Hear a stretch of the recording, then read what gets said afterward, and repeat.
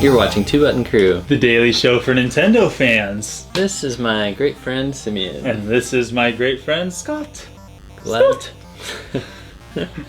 I'm Scottish. Did you know that? No, I didn't. Mm-hmm. Scott the Scottish. Today we're here to talk about video game delays. Yes, and when a game gets delayed, there are two reactions that you can have.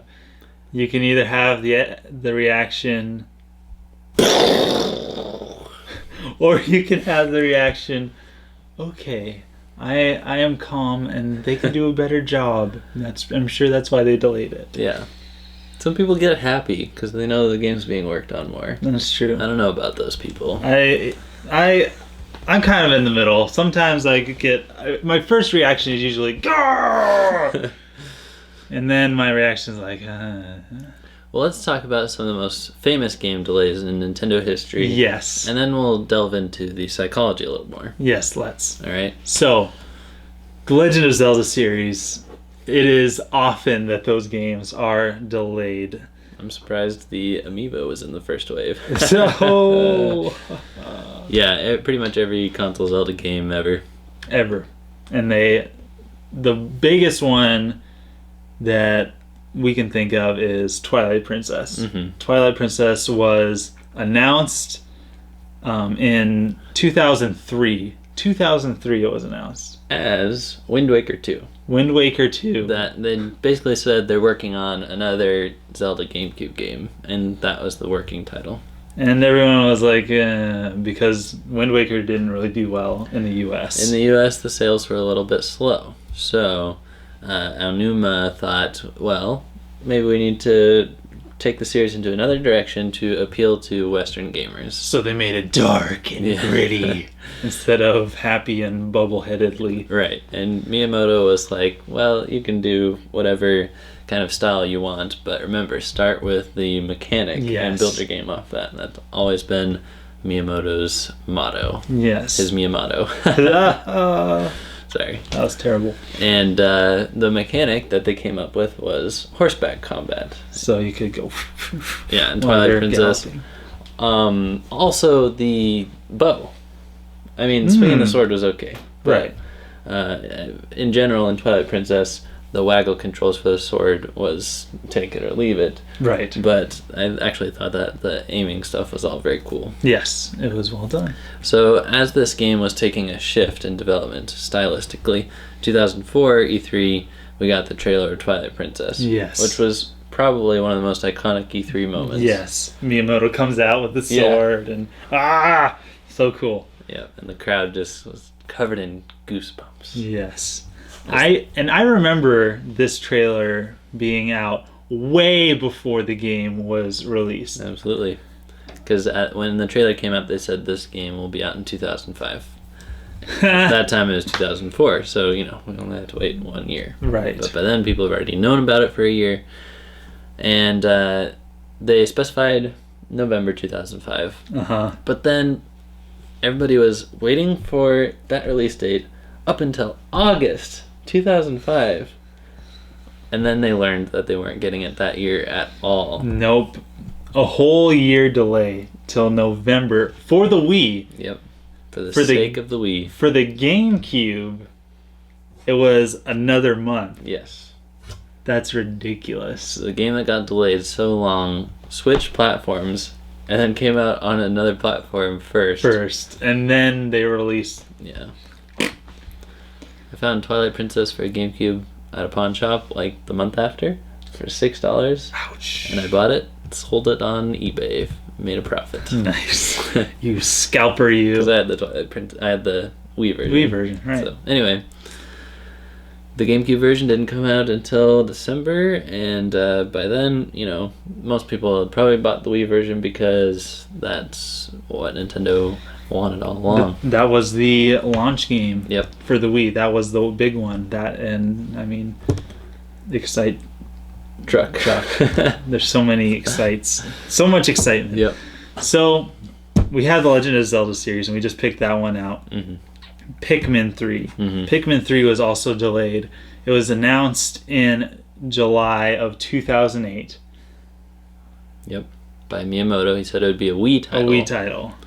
And mind you, Pikmin 2 came out in, 2004? Right. So we didn't hear a word for so long. E3 2011? 3 years and we heard nothing. And the next thing was we're working on it for Wii U now. Yeah, so they switched platforms, which seems to be kind of a theme here. Yeah, and delays. So then the next year, E3 2012, it's shown and said it's going to be a launch title for the Wii U. And then shortly thereafter, it was moved to the launch window. Lots of things Wii U were moved to the launch window. Yeah, launch title, I mean, kind of sometime around there, maybe. Yep. And then another delay. It turned into mid-2013. That's like 7 months. Yeah.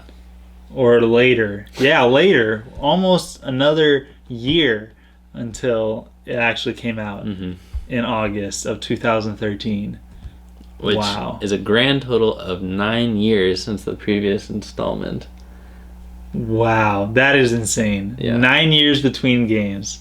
Not the longest wait, but still very, very long wait and a lot of delays. Yep. Well, I think this last main one we're going to talk about, it's the icing on the cake and the cherry on top. Yeah, this is the one that I think strikes closest to our hearts. Yeah, so that's Super Smash Bros. Brawl. Yeah. I want to announce this game. You would think at an E3, but it was actually before the conference in 2005. So then Sakurai was like, what Smash Bros. Game? And he agreed to become the director. So game development started that October, after he found out about it and got his team together. So then they waited a couple years to talk about it anymore. Yep. E3 2007, Reggie announced that the game would be released in December, and everybody was like, yay, the game's coming out in December. Yep. We don't have to wait that long for Smash Bros. And I was so excited for this game to come out. And then I think during this time, daily updates started happening on the website.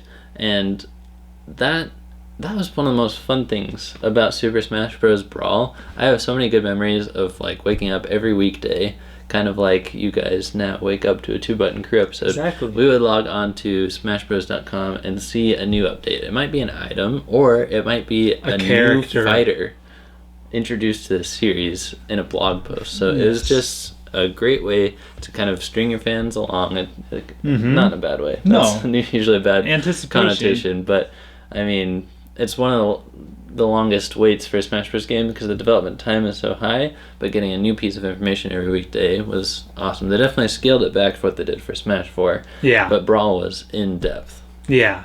And nowadays we just a new fighter, okay. Well, unless it's something huge. But usually it's a leaked or, you're not sure. Yep. But back then it was, it was a big deal. It was. And so October comes around, a couple months before the release date. Yeah. Yeah, we're going to push it back into next year. Gosh darn it. Yep. That made me so mad. February 10th, 2008. And I would always mark it on my calendar. This is the new day. So then, I did that too. The bad thing was I also went backwards and did a countdown on each day on my calendar to the current day. So I put the release date and then one day back, 1 day to the game, 2 days to the game, 3 days to the game, all the way until it was 70 days to the game. Wow. So each time there was a delay, I had to cross all those out. Didn't even come out on February 10th. Nope. They had to announce a month before the release date that they're going to push it back another month to March 9th for the US at least. But then we got to hear that Sonic was going to be in the game, so we were a little excited. Well, I just had to realize these people are getting really tired of hearing about the delays. Yes. We got to make them happy at the same time. So they announced Sonic. So that was a rough time. Yeah. But the game finally came out. I went to a midnight release at a mall where they had a tournament. Only had Wii Remotes and Nunchucks, so that was pretty rough on me. I chose Link, and I got Smash Ball, and I was playing, and everybody was like, use your Smash tag, and I didn't know how, because I knew what it was on the GameCube controller, but I guess on Wii remotes it's A and B together. I don't know, but I still won the match, so that was cool. Fancy dancy. So are delays good or bad? I think delays end up being good, but they're really disappointing. Mm-hmm. And I think that, I don't know, I think that honestly developers need to have a better expectation of when it's going to come out. Yeah. Like when Melee was such a, it was such a hassle. Mm-hmm. It was terrible, that development. They were rushing to get it done, and they had to push it back, and they had to delay it. When you have a game like that, an experience like that, you need to do something realistic to prevent that from happening again. Well, I think a big part of preventing it is not announcing the game too soon. Yeah. I think games these days are getting announced way too early. Yeah. And announcements just kind of stink. Like, for example, we did not hype up the launch of our channel at all.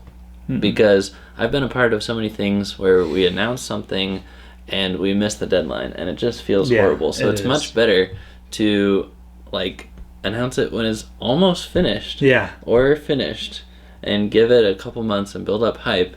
But people notice consistency a lot better than they notice announcements, and if they're not met, it's just disappointing. It is. Yeah.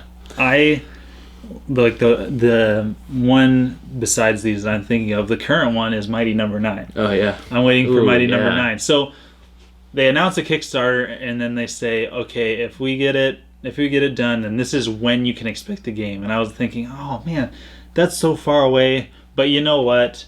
I can wait for that. If it's going to be something this exciting to me, I can wait for that. Yeah.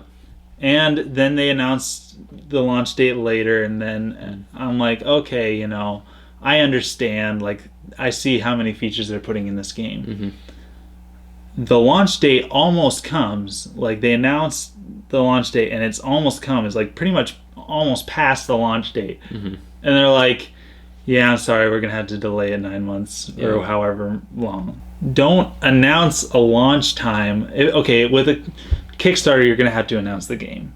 But don't announce a launch time that's going to be like, this is when it's coming out. Yeah, that's a good point. When I said don't announce, I mean, you can have a trailer for the game and stuff. But yeah, don't announce. I mean, I know people press them for announcement or for release dates, but don't give it to Kickstarter, them. That is touchy because that's other people's money. That's your money. True.